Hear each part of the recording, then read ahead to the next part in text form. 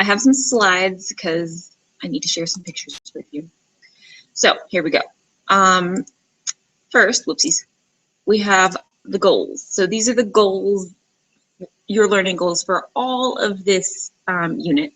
There's 4 of them. So take a second, read through them, make sure you understand them. If you don't, ask questions. Okay, so the sun is a member of the Milky Way galaxy. It is a star of average mass. It's currently in its main sequence stage, so stars go through different stages over time as they form and then kind of mature and die out. So in about 5 billion years, give or take half a billion years or so, our sun will become a red giant. So the sun has multiple layers, just like the Earth does. So at the very, very center, that's where the majority of the hydrogen and helium atoms are found, and that's where it gets its power by doing nuclear fusion. So because of the extreme heat and pressure, the hydrogen ion, the different isotopes of hydrogen, deuterium, and tritium are fused together, and they make helium, energy, and you end up with a lonely neutron as well that goes off and does its own thing. So this energy that the sun generates travels from the sun to Earth and other bodies in space via electromagnetic radiation. So here's a picture of the electromagnetic radiation spectrum. And so waves that are traveling super, super fast and are gamma rays, and then a little bit longer, slower waves are X-rays. And then we have ultraviolet, visible light, and infrared. And so if you remember, radiation is one of the 3 ways that heat is transferred. The other 2 are convection and conduction, which have more to do with the heat transfer on Earth once the heat gets here. But radiation, electromagnetic radiation, is how the heat gets from the sun to the Earth. Okay, so, and then once that solar radiation gets here, we have some of it that is reflected back out into space by like ice caps and clouds and things that have really high albedo and are really reflective.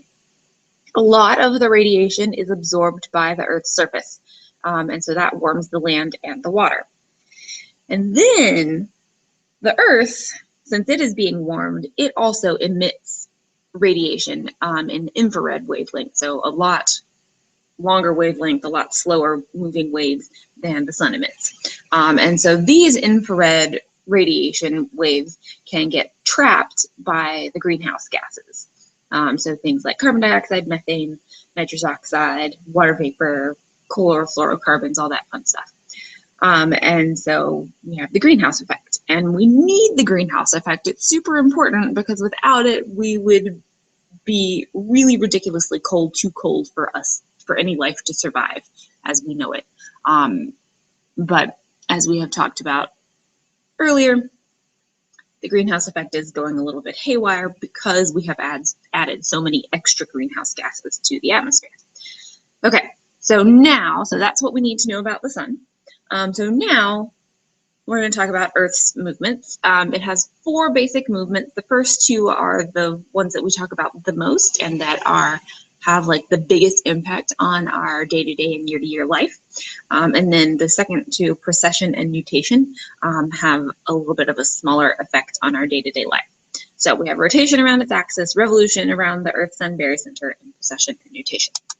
All right, so rotation is when the Earth is spinning or turning on its axis. This causes day and night, and one rotation is 24 hours, more or less.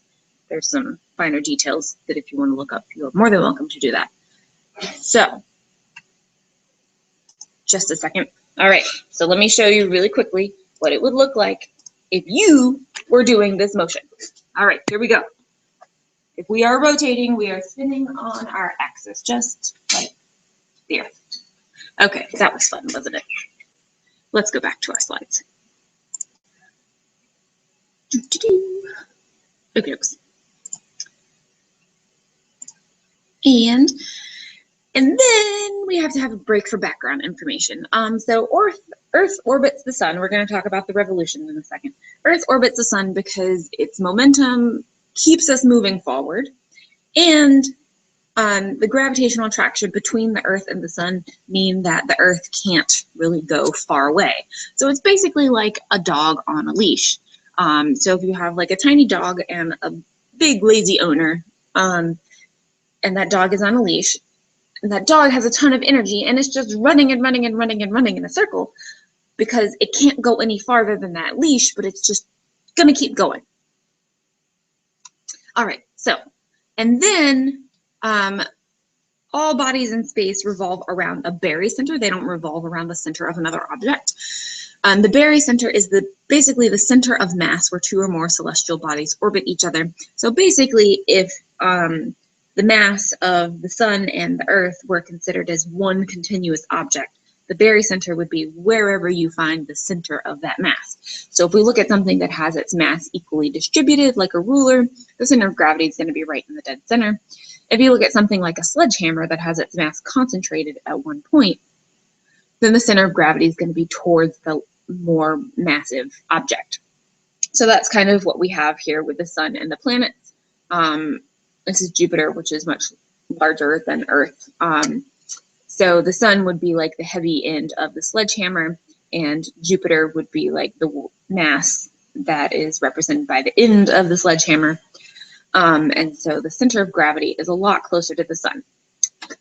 When we are talking about the Earth-Sun barycenter, the Earth is this big compared to the sun. It's teeny weeny.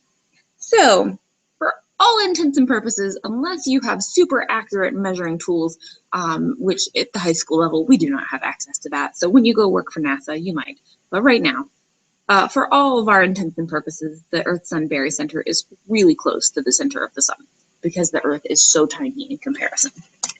All right, so basically, Earth moves in an elliptical pattern around the sun.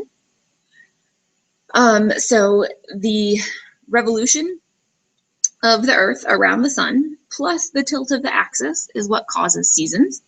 So the axis stays tilted in the same direction as it moves around the sun. And one revolution is going to take 1 year. And so when the Earth is positioned at different spaces in space, it's some places on Earth are going to get more radiation and some places on Earth are going to get less radiation. So when the axis is tilted away from the sun, that's when we get a lot of indirect radiation. And so that's when the northern hemisphere would have winter.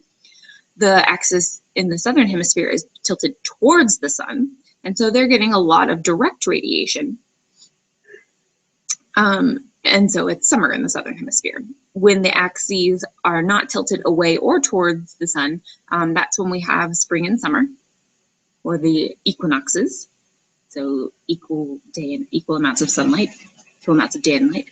And then over here, again, we have the northern axis pointed towards the sun, so it's going to get more direct sunlight, so it's going to be summer in the northern hemisphere.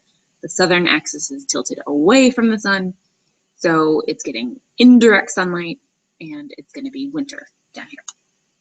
All right, so seasons are not caused by Earth's distance to the sun, it's caused by the tilt of the axis and the revolution around the sun. So just to kind of point this out, when the Earth is farthest away from the sun is actually when the northern hemisphere is pointed towards the sun. So that's our summer, when we are farthest away from the sun. And it's the winter in the southern hemisphere. When we are the closest to the sun, that's our winter in the northern hemisphere. We are tilted away from the sun, and that's the summer in the southern hemisphere. All right, next movement is precession. It's the change in the direction that the axis points. So basically, the axis of Earth kind of traces a circle in the sky or in space, and it takes about 26,000 years for it to make one full rotation. This is responsible for natural shifts in temperature and seasons. So the seasons will gradually shift through time as to when they occur. So like in 13,000 years, July in the northern hemisphere will not be summer anymore. It will be winter.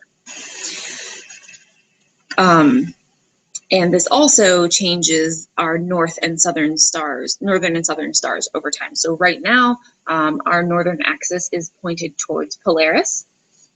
And in about 13,000 years or so, it will be pointed towards Vega. And then in 26,000 years, we'll be pointed back towards Polaris, more or less. So, and then nutation is a wobbling or swaying motion of the axis as it goes through precession. It causes a 1 degree tilt in the 1 degree change in the tilt of Earth's axis. And it doesn't really have an effect on seasons. It's caused by the continual motion of the sun and the moon kind of pulling back and forth on Earth with the gravity. And it does slightly alter the amount of direct radiation received at a location. So it might influence whether a temperature of an area, whether a climate of an area is a little bit warmer or a little bit colder, but it's not going to have a huge effect because it is just 1 degree tilt. Okay, so that is all I have for you on the motions of Earth and the role of the sun. The whole barycenter thing will come into play a little bit more when we talk about the moon and tides and all that fun stuff. All right, so I hope you have enjoyed this video and found it super enlightening. And I will talk to you in class.